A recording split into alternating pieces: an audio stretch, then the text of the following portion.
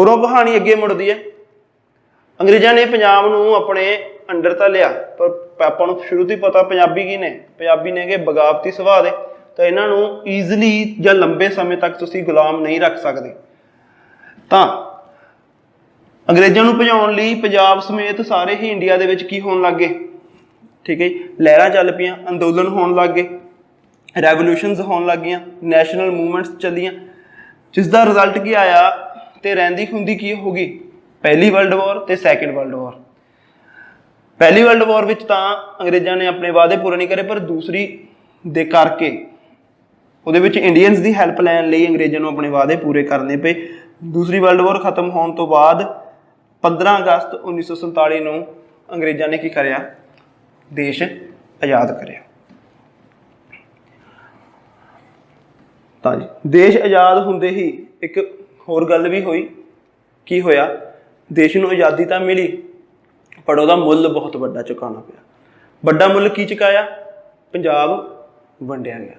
पंजाब एक पासे north west वाले पासे पंजाब वंडिया गया, ईस्ट वाले पासे बंगाल वंडिया गया। बंगाल दे विचों ईस्ट पाकिस्तान कढ़ दिता गया ते पंजाब दे विचों वैसट पाकिस्तान कढ़ दिता गया, जो कि अज ईस्ट पाकिस्तान था 1972 दे विच आज़ाद करा के की कर दिता गया, बांग्लादेश बना दिता गया। पर वैसट पाकिस्तान से वो की बन गया, कंप्लीट पाकिस्तान ही बन गया, पर उसका नाम की हो गया। तो इंडिया वाले पासे पंजाब नूं की कहा गया? पूर्वी पंजाब या चढ़दा पंजाब, ईस्ट पंजाब। पाकिस्तान वाले पासे नूं की कहा गया? लैंदा पंजाब, पश्चिमी पंजाब या फिर वैसट पंजाब। तो इस तो पहला एक चीज़ हो देखो, डिवाइडेशनस ऑफ पंजाब, पंजाब दियां वंडां, पंजाब दियां वंडां। तो पूछा जाए पंजाब कुल किन्ने बार वंडिया गया, तो थोड़ा आंसर आऊगा 4 बार। कदों कदों? पहला 1901 दे विच, फिर 1911 दे विच, फिर 1947 दे विच, फिर 1966 दे विच। 1901 दे विच दस्से है सानू लॉर्ड करजन दे द्वारा नॉर्थ वैसट फ्रंटियर प्रोविंस बनाया गया, पहली वंड। 1911 विच लॉर्ड हार्डिंग वालों की करी गई? दिल्ली सैपरेटेड फ्रॉम पंजाब। हम थोड़ा क्वेश्चन होगा सर दिल्ली पंजाब दे विच कदों मिली? तो देखो 1857 का विद्रोह होया, 1857 का विद्रोह सी, उस रैवोल्यूशन दे विच या उस ठीक है वॉर दे विच जो सब तो वध हिस्सा लिया वो अपनियां ही इन्हां स्टेटां ने लिया। पंजाब दे लोग सीगे, यूपी दे लोग सीगे, इस तरीके नाल तां अंग्रेज़ां ने इन्हां एरियाज़ नूं सब सिखाउण दा निर्णय लिया। दिल्ली दे सीगे, दिल्ली दे विच लाल किला सी, लाल किले दे विच अपना बहादुर शाह सैकेंड, जिन्होंने बहादुर शाह जफर कहने वो सीगा, जिसनूं रैवोल्यूशनरीज वालों की कर दिता गया, नैशनल लीडर घोषित कर दिता गया सी। ते अंग्रेज़ां ने उस 1857 के विद्रोह नूं दबा के जो बहादुर शाह जफर से उसनूं किधर भेज दिता सी? बर्मा, जो अज दा म्यांमार है, उत्थे भेज दिता सीगा, ठीक है। तो यह होया, तो सॉरी रंगून भेज दिता सी, जो कि अज दा म्यांमार है, जिथे कि उहदी बाद विच 1862 के विच डैथ हो जाती है, जो वो मर गया बेचारा। तो हुण की सी दिल्ली नूं अंग्रेज़ां ने करिया पंजाब दे विच ही मिक्स करता कि जिन्ने भी लॉ वगैरह लगणगे, एक्ट वगैरह लगणगे, जो भी असीं कानून बनाउणे ने सारे एक एरिया दे विच ही लग जाणगे कि आह एरिया दे विच पूरा है। तो उस तो बाद उस विद्रोह तो लैके 1911 तक दिल्ली की रही पंजाब का ही हिस्सा रही। तो 1911 विच की होया? 1911 तक जाते जाते देखो, इस तो पहला 1905 में बंगाल की वंड का होना सीगा, जिहदा बहुत विद्रोह होया सब कुछ। तो अंग्रेज़ों की लगन लग गया कि हुण इंडिया साडे खिलाफ होना शुरू हो गया। तो इंडियंस नूं अपने वल करन दे लई उन्होंने एक तरतीब सोची। 1911 तो पहला जिहड़ी पंजाब अपनी इंडिया की कैपिटल सी वो सी कलकत्ता।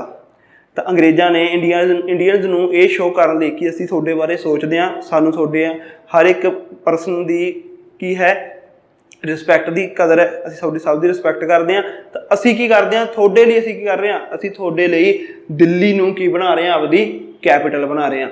ਤਾਂ ਦਿੱਲੀ ਦੇ ਵਿੱਚ ਕਿਉਂ ਸੀ? ਕਿਉਂਕਿ ਜਿੰਨੇ ਮੁਗਲ ਵਗੈਰਾ ਜਿਨ੍ਹਾਂ ਨੇ ਆਪਣੇ ਭਾਰਤ ਤੇ ਰਾਜ ਕੀਤਾ ਉਹ ਸਾਰੇ ਕਿੱਥੇ ਸੀ? ਦਿੱਲੀ ਦੇ ਵਿੱਚ ਸੀ। ਤਾਂ ਦਿੱਲੀ ਦੀ ਇੱਕ ਅਲੱਗ ਹੀ ਇੰਪੋਰਟੈਂਸ ਸੀਗੀ।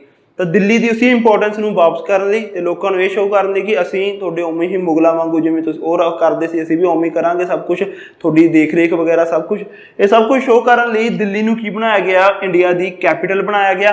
ਕੈਪੀਟਲ ਬਣਾਉਣ ਦੇ ਲਈ ਪੰਜਾਬ ਚੋਂ ਕੀ ਕਰੀ ਗਈ? ਪਹਿਲਾਂ ਦਿੱਲੀ ਅਲੱਗ ਕੀਤੀ ਗਈ, ਬਾਅਦ ਵਿੱਚ ਦਿੱਲੀ ਨੂੰ ਕੀ ਬਣਾਇਆ ਗਿਆ? ਇੰਡੀਆ ਦੀ ਕੈਪੀਟਲ ਬਣਾਇਆ ਗਿਆ।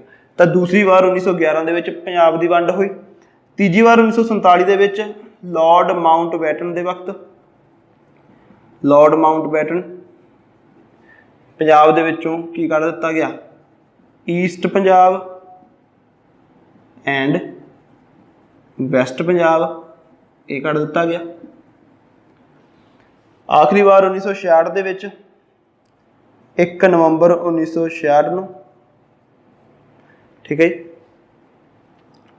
1 ਨਵੰਬਰ 1966 ਨੂੰ ਸ਼ਾਹ ਕਮਿਸ਼ਨ ਵੱਲੋਂ ਰਿਪੋਰਟ ਦੇ ਕੇ ਪੰਜਾਬ ਵਿੱਚੋਂ ਹਰਿਆਣਾ ਐਂਡ ਹਿਮਾਚਲ ਅਲੱਗ ਕਰ ਦਿੱਤਾ ਗਿਆ। ਤਾਂ ਇਸ ਤਰੀਕੇ ਨਾਲ 4 ਵਾਰ ਵੰਡ ਹੋਈ ਹੈ ਪੰਜਾਬ ਦੀ, 4 ਵਾਰ ਵੰਡਿਆ ਗਿਆ ਜੀ ਆਪਣਾ ਪੰਜਾਬ। ਤਾਂ ਇਸ ਨੂੰ ਰਾਈਟ ਡਾਊਨ ਕਰ ਲਓ। ਤਾਂ ਕੋਈ ਵੀ ਪੁੱਛੇ ਤਾਂ ਕਿੰਨੇ ਵਾਰ ਹੋਈ ਹੈ ਪੰਜਾਬ ਦੀ ਵੰਡ, ਤਾਂ ਤੁਹਾਡਾ ਆਨਸਰ ਹੋਏਗਾ 4 ਵਾਰ। 4 ਵਾਰ ਵੰਡਿਆ ਗਿਆ ਹੁਣ ਤੱਕ ਪੰਜਾਬ।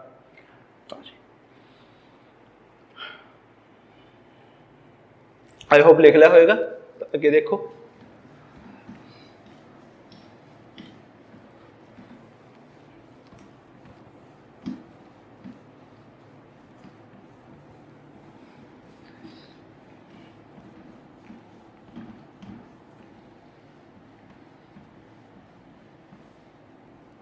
ਤਾਂ ਜੀ ਅੱਜ ਆਪਾਂ 8 ਤੱਕ ਨਾਮ ਕਰਾਂਗੇ। ਇਸ ਤੋਂ ਬਾਅਦ ਆਪਣੇ 2 ਨਾਮ ਰਹਿ ਜਾਣਗੇ। ਇੱਕ ਵਿੱਚੋਂ 8 ਤੋਂ ਬਾਅਦ ਕੀ ਹੋਊਗਾ? ਈਸਟ ਪੰਜਾਬ ਬਣਨ ਤੋਂ ਬਾਅਦ ਕੁਝ ਸਮਾਂ ਦੇ ਲਈ ਜੋ ਆਪਣਾ ਪਟਿਆਲੇ ਵਾਲਾ ਏਰੀਆ ਉਹ ਕੀ ਬਣ ਜਾਊਗਾ? ਪੈਪਸੂ ਬਣ ਜਾਊਗਾ। ਤਾਂ ਬਹੁਤ ਹੀ ਵਧੀਆ ਡਿਟੇਲ ਦੇ ਵਿੱਚ ਪੜਾਂਗੇ ਪੈਪਸੂ ਤੋਂ ਬਾਅਦ ਆਖਿਰ ਵਿੱਚ ਪੜਾਂਗੇ ਫਿਰ ਇੱਕ ਪੰਜਾਬੀ ਸੂਬਾ ਮੂਵਮੈਂਟ ਹੋਇਆ, ਕਿਉਂਕਿ ਉਸ ਹੀ ਮੂਵਮੈਂਟ ਦੇ ਕਰਕੇ ਪੰਜਾਬ ਜਿਹੜਾ ਅਸਲ ਦੇ ਵਿੱਚ 1 ਨਵੰਬਰ 1966 'ਚ ਵੰਡਿਆ ਗਿਆ। ਤਾਂ ਉਹ ਸਭ ਕੁਝ ਆਪਾਂ ਇੱਕ ਤਰਤੀਬ ਦੇ ਵਿੱਚ ਪੜਾਂਗੇ। ਤਾਂ ਥੋੜਾ ਹੀ ਕੰਮ ਰਹਿ ਗਿਆ। ਤਾਂ ਅੱਜ ਲਈ ਆਪਾਂ ਉਰੇ ਖਤਮ ਕਰਾਂਗੇ ਈਸਟ ਪੰਜਾਬ ਦੇ ਉੱਤੇ। ਈਸਟ ਪੰਜਾਬ ਜਿਸ ਨੂੰ ਕਹਿੰਦੇ ਨੇ ਪੂਰਬੀ ਪੰਜਾਬ ਜਾਂ ਫਿਰ ਚੜ੍ਹਦਾ ਪੰਜਾਬ। ਪੂਰਬੀ ਪੰਜਾਬ ਜਾਂ ਚੜ੍ਹਦਾ ਪੰਜਾਬ ਦਾ ਮਤਲਬ, ਚੜ੍ਹਦੇ ਪੰਜਾਬ ਦਾ ਮਤਲਬ ਕੀ ਹੈ? ਸੂਰਜ ਜਿਹੜਾ ਹੈ ਠੀਕ ਹੈ, ਸਨਰਾਈਜ਼ ਕਿੱਧਰ ਦਾ ਹੁੰਦਾ ਹੈ? ਈਸਟ ਵਾਲੇ ਪਾਸੇ। ਸਨਰਾਈਜ਼ ਕਿੱਧਰ ਹੁੰਦਾ ਹੈ? ਈਸਟ ਵਾਲੇ ਪਾਸੇ। ਤਾਂ ਕਰਕੇ ਇਸ ਨੂੰ ਕੀ ਕਿਹਾ ਗਿਆ? ਚੜ੍ਹਦਾ ਪੰਜਾਬ ਕਿਹਾ ਗਿਆ। ਓਕੇ। ਤਾਂ ਜੀ ਈਸਟ ਪੰਜਾਬ ਕਿਵੇਂ ਦੱਸਿਆ ਤੁਹਾਨੂੰ ਕਿ ਇਸ ਨੂੰ ਈਸਟ ਪੰਜਾਬ ਜਾਂ ਚੜ੍ਹਦਾ ਪੰਜਾਬ ਕਿਉਂ ਕਹਿੰਦੇ ਆ? ਈਸਟ ਪੰਜਾਬ ਕਿਉਂਕਿ ਇਹ ਡਾਇਰੈਕਸ਼ਨ ਈਸਟ ਵਾਲੇ ਪਾਸੇ ਆ। ਚੜ੍ਹਦਾ ਕਿਉਂ? ਕਿਉਂਕਿ ਸਨਰਾਈਜ਼ ਕਿੱਧਰ ਹੁੰਦਾ ਹੈ? ਈਸਟ ਵਾਲੇ ਪਾਸੇ। ਤਾਂ ਕਿ ਤੁਹਾਨੂੰ ਕਹਿੰਦੇ ਆ ਚੜ੍ਹਦਾ ਪੰਜਾਬ। ਹੁਣ ਇਹਦੇ ਪਿੱਛੇ ਦਾ ਇਤਿਹਾਸ ਕੀ ਹੈ? ਹਿਸਟਰੀ ਕੀ ਹੈ? ਦੇਖੋ,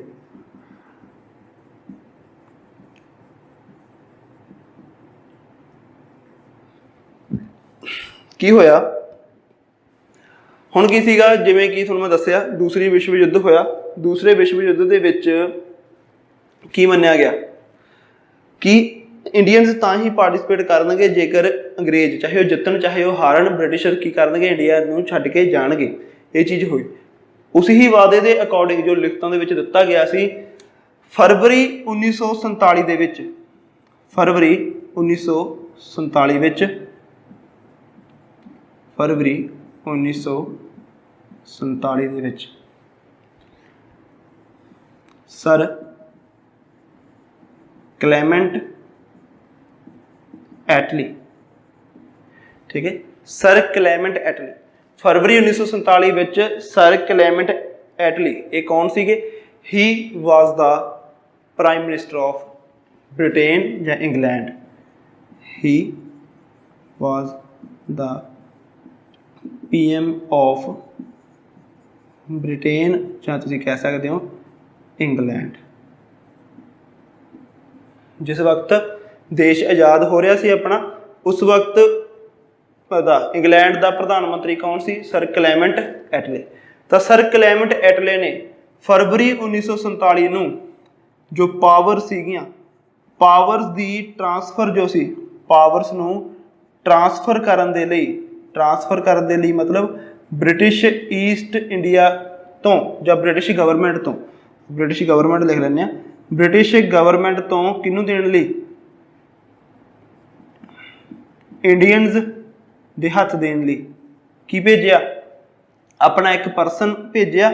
ਪਰਸਨ ਦਾ ਨਾਮ ਕੀ ਸੀਗਾ, Lord Mountbatten. Lord Mountbatten ਇਹ ਕੌਣ ਸੀ, last viceroy of India, last viceroy of India, Bharat ਦਾ ਆਖਰੀ ਵਾਇਸਰੋਏ, ਇਸ ਨੂੰ ਭੇਜਿਆ ਗਿਆ।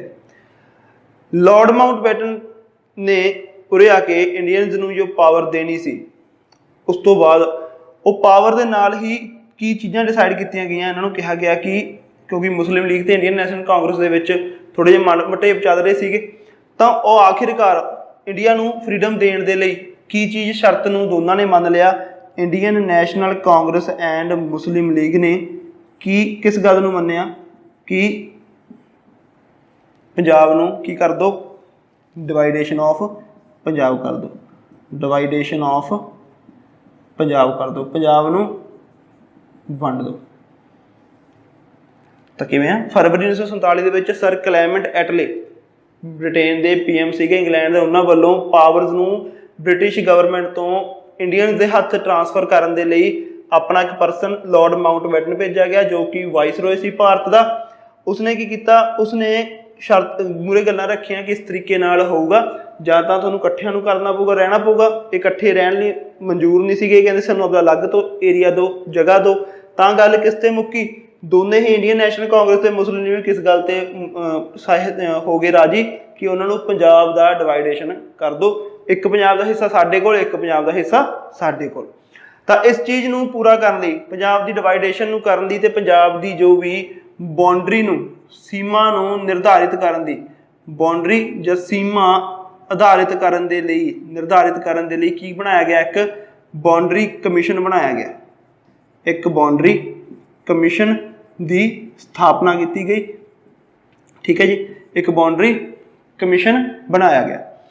ਇਸ ਬਾਉਂਡਰੀ ਕਮਿਸ਼ਨ ਦਾ ਨਾਮ ਕੀ ਸੀ, Punjab Boundary Commission, Punjab Boundary Commission 1947, ਇਹ ਯਾਦ ਰੱਖਣਾ। ਪੰਜਾਬ ਬਾਉਂਡਰੀ ਕਮਿਸ਼ਨ 1947 ਬਣਾਇਆ ਗਿਆ। ਇਸ ਬਾਉਂਡਰੀ ਕਮਿਸ਼ਨ ਦੀ ਇਸਟੈਬਲਿਸ਼ਮੈਂਟ ਕਦੋਂ ਹੋਈ, ਇਹ ਬਣਾਇਆ ਗਿਆ ਜੂਨ 1947 ਨੂੰ। ਐਗਜ਼ੈਕਟ ਡੇਟ 20 ਜੂਨ 1947 ਨੂੰ ਕੀ ਬਣਾਇਆ ਗਿਆ, ਪੰਜਾਬ ਬਾਉਂਡਰੀ ਕਮਿਸ਼ਨ 1947 ਬਣਾਇਆ ਗਿਆ, ਠੀਕ ਹੈ ਜੀ। 20 ਜੂਨ 1947 ਨੂੰ ਬਣਾਇਆ ਗਿਆ ਪੰਜਾਬ ਬਾਉਂਡਰੀ ਕਮਿਸ਼ਨ। ਕਲੀਅਰ। ਇਸ ਬਾਉਂਡਰੀ ਕਮਿਸ਼ਨ ਨੇ ਹੀ ਪੰਜਾਬ ਨੂੰ ਈਸਟ ਤੇ ਵੈਸਟ ਪੰਜਾਬ ਦੇ ਵਿੱਚ ਵੰਡਿਆ।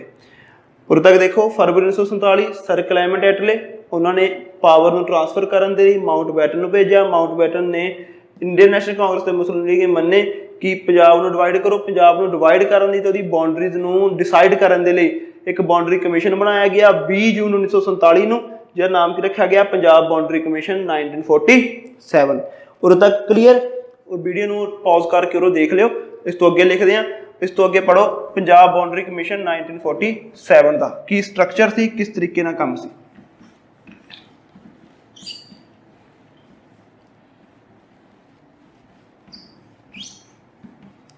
ਤਾਂ ਜੀ ਪੰਜਾਬ ਬਾਉਂਡਰੀ ਕਮਿਸ਼ਨ 1947 ਬਣਾਇਆ ਗਿਆ। Punjab Boundary Commission 1947।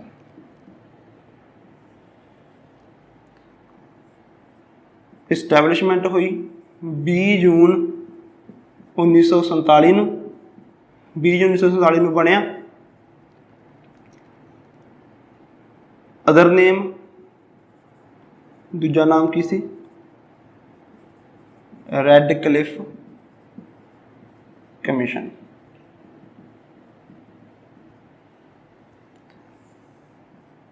Total members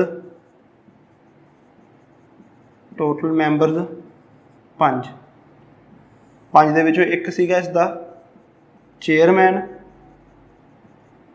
ਸੀ Sir Cyril Radcliffe.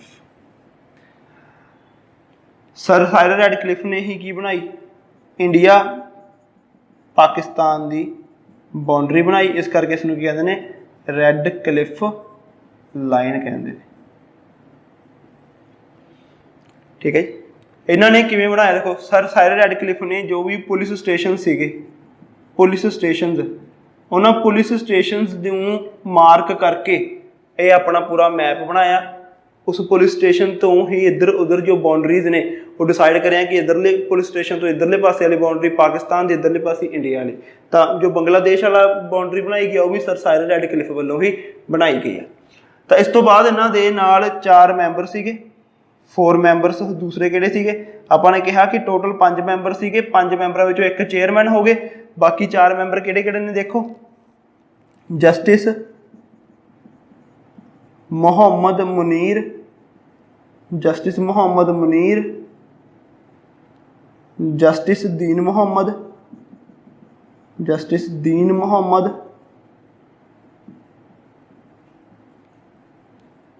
Justice Teja Singh,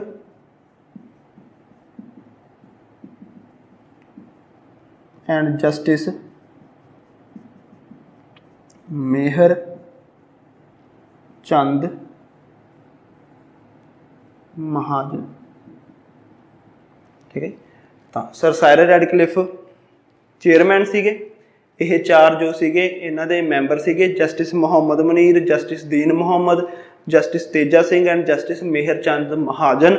20 ਜੂਨ 1947 ਨੂੰ ਇਹ ਕਮਿਸ਼ਨ ਬਣਾਇਆ ਗਿਆ, Punjab Boundary Commission 1947, Punjab Boundary Commission 1947। ਠੀਕ ਹੈ ਜੀ। ਤੇ ਇਸ ਤੋਂ ਬਾਅਦ ਇਸ ਨੇ ਆਪਣੇ ਜੋ ਵੀ ਰਿਪੋਰਟ ਕਰੀ, ਸਭ ਕੁਝ ਹੋਇਆ। ਤਾਂ 14 ਅਗਸਤ 1947 ਨੂੰ ਪਾਕਿਸਤਾਨ ਨੂੰ ਆਜ਼ਾਦੀ ਦਿੱਤੀ ਗਈ, 15 ਅਗਸਤ 1947 ਨੂੰ ਭਾਰਤ ਨੂੰ ਆਜ਼ਾਦੀ ਦਿੱਤੀ ਗਈ, ਤੇ 16 ਅਗਸਤ 1947 ਨੂੰ 16 ਅਗਸਤ 1947 ਨੂੰ ਕੀ ਕਰਿਆ ਗਿਆ, ਐਲਾਨ ਕਰ ਦਿੱਤਾ ਗਿਆ ਈਸਟ ਪੰਜਾਬ ਦਾ ਤੇ ਵੈਸਟ ਪੰਜਾਬ ਦਾ। ਈਸਟ ਪੰਜਾਬ ਇੰਡੀਆ ਵਾਲਾ ਖੇਤਰ, ਵੈਸਟ ਪੰਜਾਬ ਪਾਕਿਸਤਾਨ ਵਾਲਾ ਖੇਤਰ। ਇਸ ਦੇ ਨਾਲ ਹੀ ਇੰਡੀਆ ਨੂੰ ਜੋ ਆਜ਼ਾਦੀ ਮਿਲੀ ਸੀ ਉਹ 15 ਅਗਸਤ 1947 ਨੂੰ ਮਿਲੀ ਸੀ। ਇਹਦੇ ਪਿੱਛੇ ਦਾ ਕਾਰਨ ਕੀ ਹੈ, 15 ਅਗਸਤ 1947 ਨੂੰ ਹੀ ਆਜ਼ਾਦੀ ਦੇਣ ਦਾ ਕਾਰਨ ਕੀ ਹੈ, ਕਿਉਂਕਿ 15 ਅਗਸਤ 1945 ਨੂੰ ਜਾਪਾਨ ਨੇ ਕੀਤਾ ਸੀ, ਜਾਪਾਨ ਸਰੈਂਡਰ ਇਨ ਵਰਲਡ ਵਾਰ 2। ਵਰਲਡ ਵਾਰ 2 ਦੇ ਵਿੱਚ ਜਾਪਾਨ ਨੇ ਸਰੈਂਡਰ ਕੀਤਾ ਸੀ ਤੇ ਬ੍ਰਿਟਿਸ਼ ਸੀਗਾ ਉਹ ਜਿੱਤਿਆ ਸੀਗਾ, ਵੌਨ। ਤਾਂ 15 ਅਗਸਤ 1947 ਨੂੰ ਇਹਨਾਂ ਦੀ 2nd ਐਨੀਵਰਸਰੀ ਸੀ। ਤਾਂ ਉਸ ਐਨੀਵਰਸਰੀ ਦੇ ਉੱਤੇ ਹੀ ਇਹਨਾਂ ਨੇ ਇੰਡੀਆ ਨੂੰ ਕੀ ਦਿੱਤੀ, ਆਪਣੀ ਆਜ਼ਾਦੀ ਗਿਫਟ ਦੇ ਵਿੱਚ ਦਿੱਤੀ। ਤਾਂ ਇਸ ਦੇ ਨਾਲ ਹੀ ਜੀ ਆਪਣੇ 8 ਨਾਮ ਹੋ ਚੁੱਕੇ ਨੇ, ਸਪਤ ਸਿੰਧੂ, ਪੈਂਟਪਟਾਮੀਆ, ਪੰਚਨੰਦ, ਟੱਕ ਪ੍ਰਦੇਸ਼, ਸੇਕੀਆ। ਅੱਜ ਆਪਣੇ ਲਾਹੌਰ ਸੂਬਾ ਪੜ੍ਹਿਆ, ਉੱਤਰ ਪੱਛਮੀ ਸੀਮਾ ਪ੍ਰਾਂਤ ਜਿਸ ਨੂੰ ਨਾਰਥ ਵੈਸਟ ਫਰੰਟੀਅਰ ਪ੍ਰੋਵਿੰਸ ਕਹਿੰਦੇ ਆ, ਤੇ ਪੂਰਬੀ ਪੰਜਾਬ, ਈਸਟ ਪੰਜਾਬ ਪੜ੍ਹਿਆ। ਪੂਰੀ ਡਿਟੇਲ ਦੇ ਵਿੱਚ ਪਿੱਛੇ ਦੀ ਕੀ ਹਿਸਟਰੀ ਸੀਗੀ, ਕੀ ਕਾਰਨ ਨੇ ਕਿ ਇਹ ਨਾਮ ਪਏ ਤੇ ਕੀ ਕੀ ਚੇਂਜਿਸ ਹੋਈਆਂ, ਇਹ ਸਭ ਕੁਝ ਆਪਾਂ ਨੇ ਡਿਟੇਲ ਦੇ ਵਿੱਚ ਪੜ੍ਹਿਆ। ਆਈ ਹੋਪ ਕਿ ਤੁਹਾਨੂੰ ਇਹ ਪਸੰਦ ਆਇਆ ਹੋਵੇਗਾ।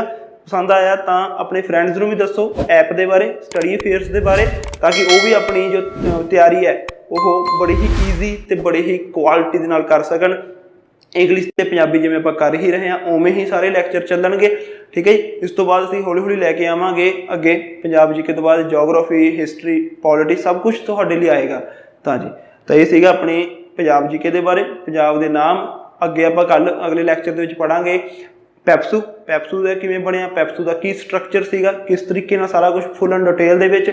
ਉਸ ਤੋਂ ਬਾਅਦ ਪੰਜਾਬੀ ਸੂਬਾ movement and last one is modern Punjab, ਨਵਾਂ ਪੰਜਾਬ ਕਿਵੇਂ ਬਣਿਆ। ਓਕੇ।